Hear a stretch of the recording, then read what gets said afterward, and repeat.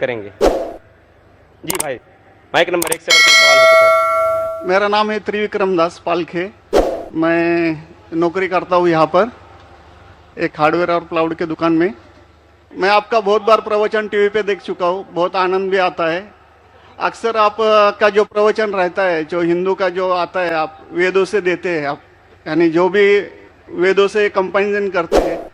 लेकिन हमारे जो वेद है वो अक्सर जो है वो स्वर्ग यानी जन्नत तक ज़्यादा करके ये करते हैं। लेकिन उसके आगे अगर हिंदू में अगर हम लोग जाएंगे, अगर सही में हिंदू भी नहीं बोलते, हम सनातन धर्म कहते हैं। जैसे आपने अभी व्याख्या किया था, नदी के पार के हिंदू उसको कहा जाता है। तो हम तो सनातन धर्म से है। तो सनातन धर्म में हमारा जो आता है, जो भगवत गीता, जैसे आपके अंदर जो ये है, जैसा बाइबल का आपने इस्लाम का ये है, कुरान है, तो इसी तरह हमारा भगवत गीता है। और जो भगवान के बारे में जानना है यानी अल्लाह के बारे में जानना है, तो अगर हमारा है तो भागवतम है। तो भागवतम से हम लोग हमारा चलता है सब कुछ। अगर ये है वेद तो हमको स्वर्ग तक जाने के लिए है। लेकिन हमारा जो भागवतम है वो अल्लाह तक जाने के पहुँच तक है, यानी अल्लाह को हम सामने सामने देख के उनकी सेवा करने के लिए है। तो जो अभी आपने जो भी बोले थे, जो जवाब दिया था, अभी कर रहे थे औरतों के बारे में, माताजी लोगों के बारे में, तो हमारे भगवत गीता में भी लिखा है कि औरत को भगाता है तो उसको मार दीजिए। ऐसा नहीं है कि आपके इसमें सब में एक ही जैसा है। और आपका प्रवचन मुझे बहुत बहुत अच्छा लगा कि आपने जो कहा, जो लिखा गया किताब है, वो किताब के मुताबिक चले तो बहुत आदमी सुखी रहता है। बाकी तो मैं और कुछ सवाल तो कुछ पर्सनल पूछना चाहता हूँ, बाद में मैं आपको मिलके सब पूछूंगा, सबके सामने नहीं पूछ सकता। लेकिन आपका प्रवचन सुन के मुझे बहुत आनंद आया। हमारे हिंदू भाई ने कहा है कि वो काफ़ी मेरे तकरीर देखते हैं टीवी पे और प्रसन्न होते हैं, खुसूसन जब मैं हिंदू धर्म के बारे में कहता हूँ। और वो कहते हैं कि वो सनातन धर्म को मानते हैं। और सनातन धर्म में भी आपको शायद ये पता होगा कि सबसे अव्वल किताब भगवत गीता नहीं है, वेद है। भगवत गीता सनातन धर्म अगर आप पढ़ेंगे, आर्य समाज, आप आर्य समाजिए, सनातन धर्म में बहुत से किस्म है। आपको इस्कॉन से मैं इस्कॉन, बिल्कुल इस्कॉन, हरे रामा हरे कृष्णा, इस्कॉन, ठीक है। तो इस्कॉन का तस्करा करता हूं। मैं गया था एक बार कलकत्ता में, और कलकत्ता में तकरीर थी मेरी। उस वक्त बारिश आती है, बारिश तो हो गई, लेकिन मेरे साथ आने वाले थे इस्कॉन के हेड कलकत्ता के।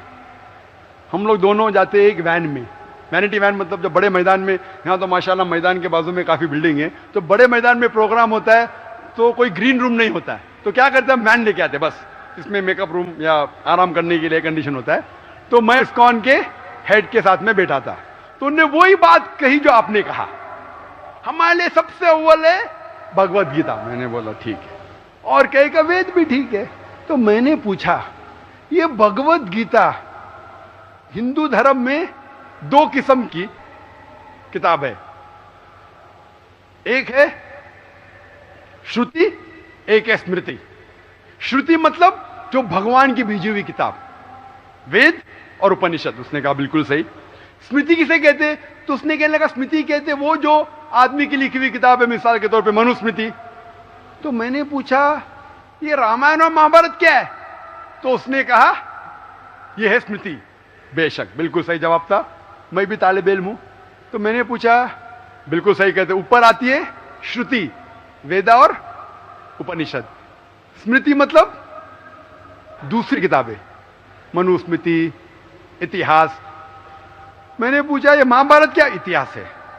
तो मैंने उससे पूछा, गुरुजी ये बात मेरे इल्म के हिसाब से भगवत गीता एक हिस्सा है महाभारत का, 18 चैप्टर का, सही है?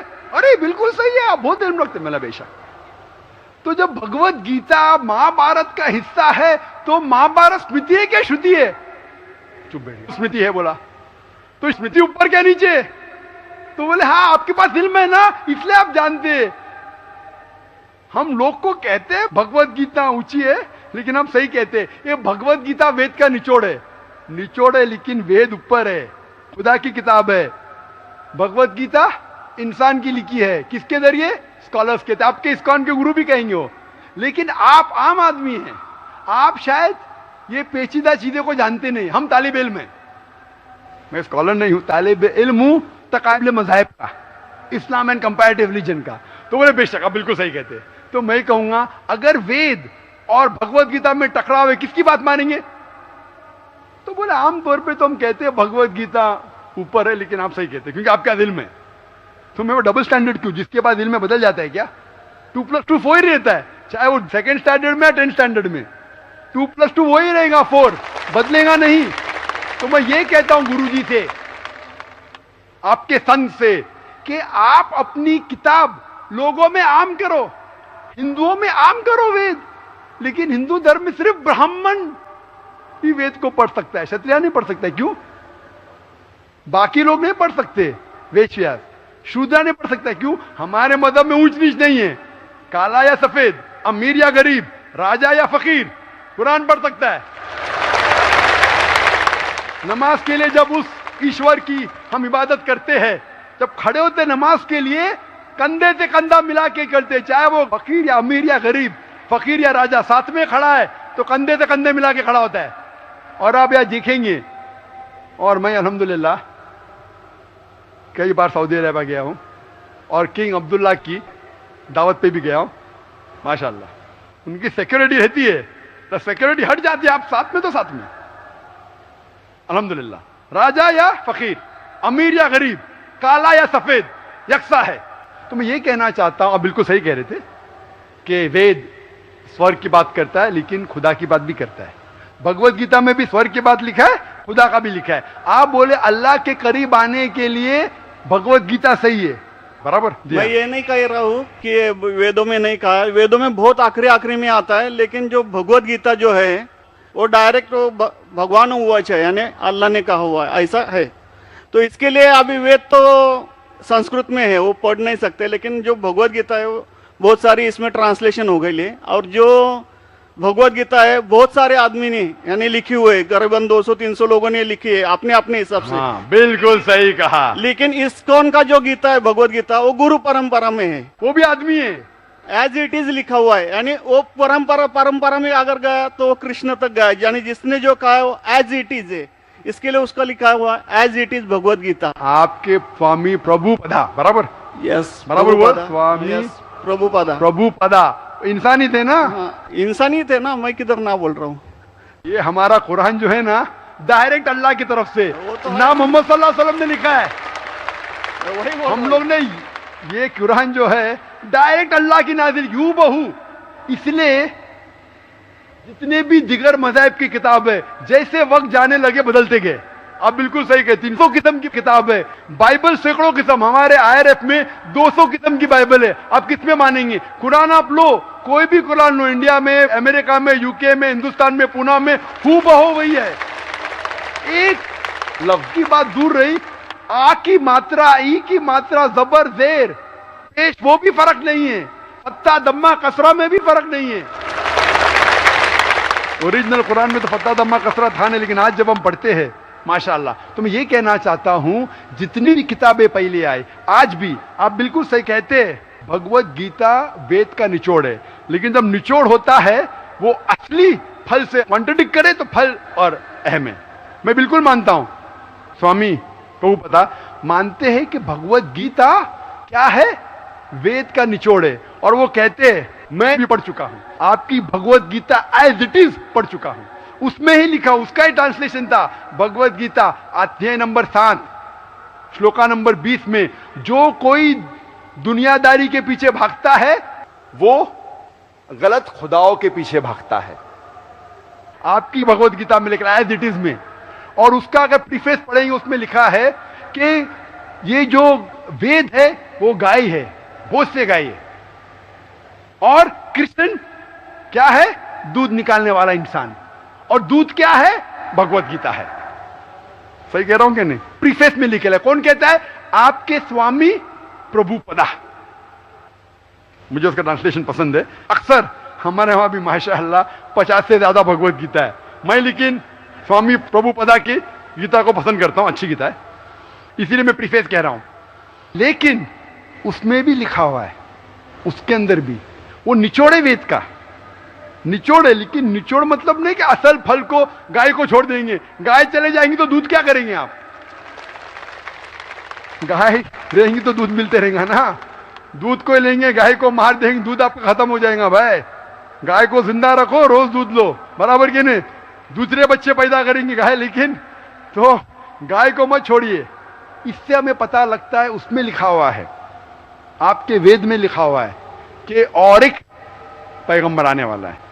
आपकी भगवत गीता में लिखा है चैप्टर नंबर 4 में वर्ष नंबर 7 से 8 में, यदा यदा धर्मस्य, यानी युग युग में जब भी परेशानी आएंगी इस धरती पे तो मैं एक रूप हासिल करूंगा, अवतार।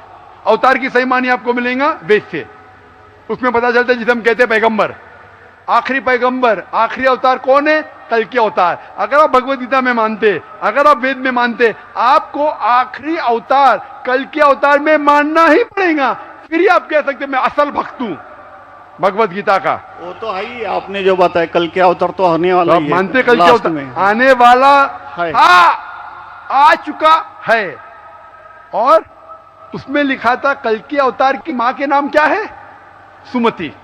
सुमति की मानी अमन, अरबी में कहते हैं आमिना। मोहम्मद सल्लल्लाहु अलैहि वसल्लम के वालदा का नाम था आमिना। उसमें लिखा है कल के अवतार, चैप्टर नंबर, अभी हवाला भी दे रहा हूं मैं, टाइम मिल रहा है ना, कल के अवतार चैप्टर नंबर 2 वर्ष नंबर 5 श्लोक नंबर 5, 7, 9, 11, 15।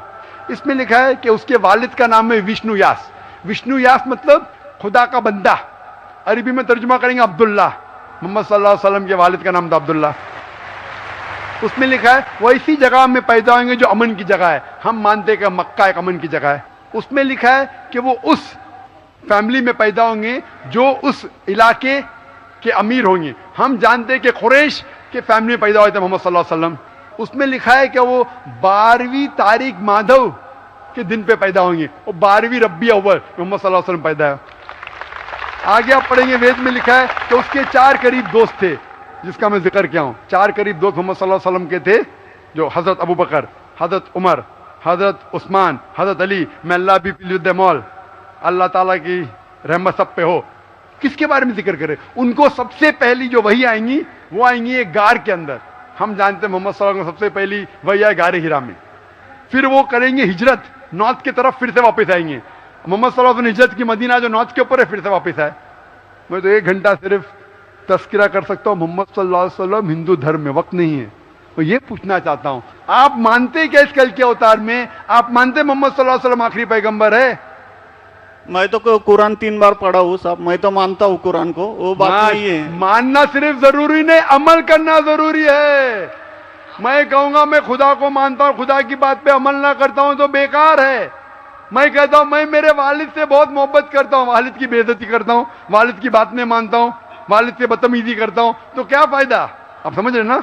समझ रहा हूं मैं, लेकिन आपने कुछ पहले ही अभी 10-15 मिनट पहले ही आपने कहा था कि जो भी है कुरान है, वेद है और बाइबल है, कि जो जो उसमें लिखा हुआ है खुदा ने उसके ऊपर अमल करना चाहिए। तो मैं अपने इससे अमल करता ही हूँ, जो कुछ मानता तो हुई है खुदा एक ही है करके, वो तो मानता ही है। बिल्कुल, मैं नहीं बोल रहा कि आपके लिए कोई खुदा अलग है, मेरे लिए कोई अलग है, या ईसाई के लिए कुछ अलग है। आप सनातन धर्म के हैं, मैं जानता हूँ सनातन धर्म में एक खुदा को मानते हैं। वो मानते खुदा की प्रतिमा नहीं, अक्स नहीं है, बराबर ये मानते। लेकिन मैं ये जानना चाहता हूँ, आप कल के अवतार में आप मेरे सवाल को घुमाओ मत।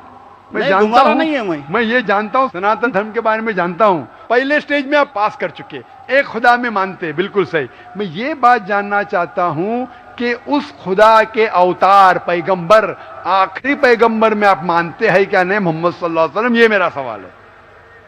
यानी मोहम्मद पैगंबर को आप मानते कि वो आखिरी पैगंबर थे क्या नहीं मानते? वो तो मानता हूँ मैं, मुझे मालूम है ना मोहम्मद पैगंबर आखिरी थे मोहम्मदियन में। वो तो मानता ही हूँ। मोहम्मदन मैंने आपके लिए सबके लिए ही है ना। बिल्कुल सही। तो कोई अब धर्म कोई एक मजहब का थोड़ी रहता है, गुरु तो सबके लिए रहता है। वो एक मजहब का थोड़ी गुरु रहता है कि वो एक मजहब के लिए, वो सब मजहब के लिए गुरु रहता है, तो मानता ही मैं उसको।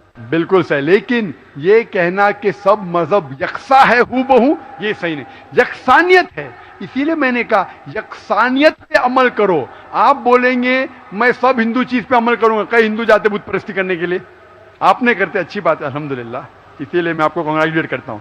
आप बुत परस्ती नहीं करते, मैं आपको कांग्रेचुलेट करता हूं। मैं कांग्रेचुलेट करता हूं क्योंकि सनातन धर्म बुत परस्ती नहीं करता है। अल्हम्दुलिल्लाह सुम्मा अल्हम्दुलिल्लाह, आप आधे इम्तिहान में सफलता पा गए। अभी ये पूछता हूं मैं, जैसे आपने कहा, आप अगर मोहम्मद सल्लल्लाहु अलैहि वसल्लम को आखिरी पैगंबर मानते हैं तो उसके पैगाम पे अमल करना जरूरी है। सिर्फ पैगाम को पढ़ना जरूरी नहीं, पैगाम पे अमल करना जरूरी है। अगर मैं कहता हूं मानता हूं लेकिन अमल नहीं करता तो कोई फायदा नहीं। तो ये होता है कि अपने मन से खुदा की बात, जो आखिरी पैगाम है कुरान शरीफ, और आखिरी पैगंबर मोहम्मद सल्लल्लाहु अलैहि वसल्लम में मानना जरूरी है, फिर ही आप सही तरीके से मजहब को पहचान सकेंगे। Hope the answer the question. नहीं, थैंक यू। कुछ बोलने का आपको? मुझे ये कहना चाहिए था, अभी आप बोल रहे थे अमल करना चाहिए, अमल करना चाहिए, तो मैं मोमिन बनने का पूरा कोशिश किया, क्योंकि मैं वो मोमिन का क्या रहता है वो 3-4 इसमें सुन चुका हूँ। मोमिन का क्या रहता है? मोमिन का जो बताया था ना, क्या जो रीजन जो कैसा रहता है मोमिन, कैसा रहता है, मैं जानना चाहता हूँ। नहीं, मैं इतना याद में जितना रखा हूँ मैं जो भी बोल याद नहीं सकता है, जो भी याद है बोल लीजिए, नो प्रॉब्लम। जो कमी है मैं पूरी कर लूंगा। नहीं नहीं, जान लीजिए, अगर दूसरे को भी क्वेश्चन पूछना है, मैं आपसे मौका मोहब्बत मिलना करता चाहिए। हूँ, मैं आपसे मैं आपको पर्सनली मिलता हूँ बाद में। अच्छा, बाद में मिलेंगे स्टेज के बाद इंशाल्लाह। ओके, ठीक है। हरे कृष्णा। बहनों की तरफ से कोई अगर सवाल हो तो गैर मुस्लिम बहनों को तरजीह दी जाए, उनको पहले मौका दिया जाए। My name is Sneha Manoj Raizada. I'm studying. My question is, I want to convert into a Muslim. I'm following Islam for a year now, and I have a problem. My parents